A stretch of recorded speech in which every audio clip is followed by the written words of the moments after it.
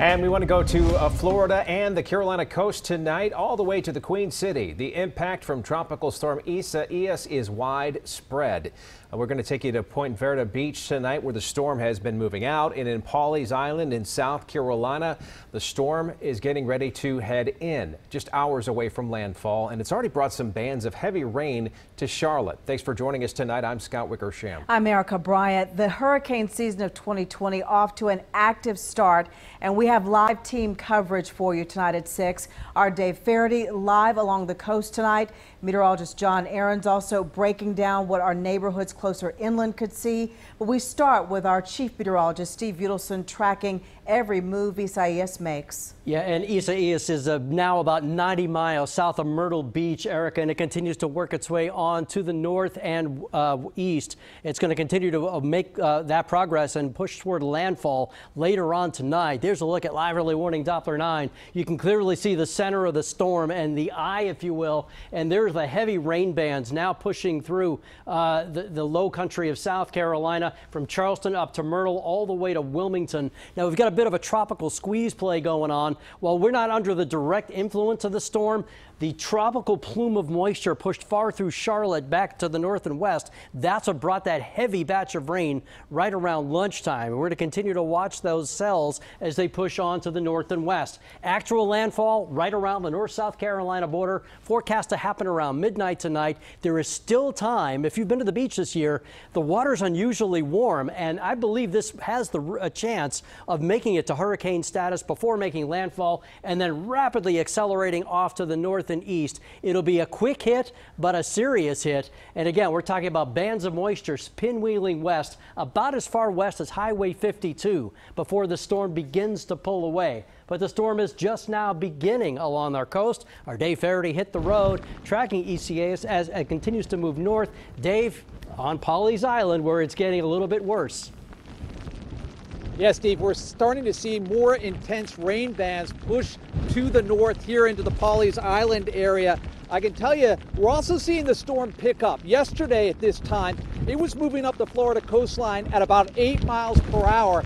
Now it has picked up to 14 to 15 miles per hour. It's off of Charleston and it's heading this direction. In fact, I don't know if Chris can get a decent shot of this or not. And you got to remember, Chris is in a lot of wind here too, but I wanted to push into the wave action there. If you were watching at 5 o'clock, we didn't have nearly the wave action, and Chris might be getting knocked around a little bit from the strong winds, the onshore winds that we're getting right now. Chris and I did something on the way down. Chris came in from the north, from Myrtle Beach. I came in from the south. I want to show you what Chris saw up to the north, and this is well north of the storm, about 30 miles from here, the Myrtle Beach area. You can see it looked like just a typical day on the beach. We did see double red flags up in the Myrtle Beach area, but we also saw folks venturing into the water, people out just enjoying themselves before the storm pushes to the north. We did talk to a number of folks earlier today, a lot of folks telling us, hey, we're not leaving, we're staying, we're going to ride this storm out, see what it's like to be in a tropical storm. We also got a chance to talk with a number of residents in the Myrtle Beach area who talked about this storm and other ones in the past.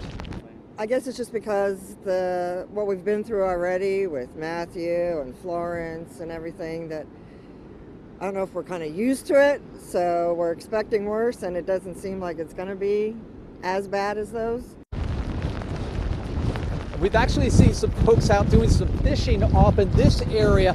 I did get a chance to talk to a couple of them earlier. Their big concern is that we're going to have a king tide around 8 o'clock tonight. That's when it's a really high tide, and that's when the storm will be approaching this area of Pawleys Island. Something I want to show you real quick. We've also seen the tide come up, and Chris, if you could swing around, there's another news crew out here. We've actually seen some overwatch and them getting hit by some of the waves. We decided to set up back here so we weren't getting knocked around. Back to you, Steve, in the studio. Thanks, Dave. You definitely want you guys safe, no doubt about that. Now, ISAIAS is off the coast, but I want to bring in meteorologist John Ahrens, who's now live along I-85 in Gastonia. John, in spite of being so far inland, we're already getting blasted with some pretty heavy rain bands. Absolutely, Steve. We've seen about 2 inches of rain where we're at in Gaston County, and it actually caused part of the I-85 to shut down just near the exit of Highway 321 at Bessemer City Road as well. And we're still going to get some more rain tonight, and it's actually from 2 weather makers. So you got ISAIAS moving its way up the coast. But then you got the system that's going to keep that guy from hitting Charlotte directly and keep it out in the eastern part of North Carolina. Well, that guy's giving us some rainfall. And it's going to set up some unique impacts locally depending on where you live. So what we've done here is kind of mapped out what to expect. And areas out to the east, kind of more in that direct target area of ISAIAS, they're going to get more rain. Flood watches posted in places like Stanley County. But then you go out into the foothills where that other weather maker is, and that's where you also get some significant rain. We've had a flood warning already in Caldwell and Burke counties. Parts of North Carolina Highway 90 covered in water. In Charlotte, Steve, it seems like we're right in the middle. Decent spot to be in, but we're still in for some heavy rain, right? And you know, thanks for joining us. And this is something you and I talk about a lot.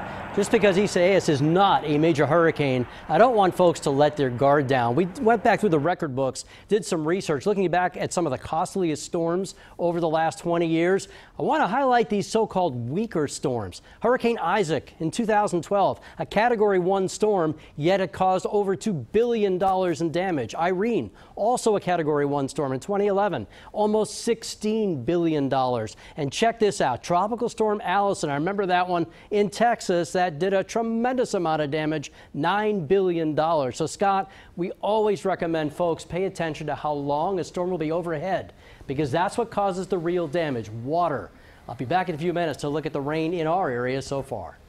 Steve, thank you. At times like these are where you need to have the WSOC weather app on your phone. You can get the latest forecast and check out Charlotte's only local radar. That app is free in your app store.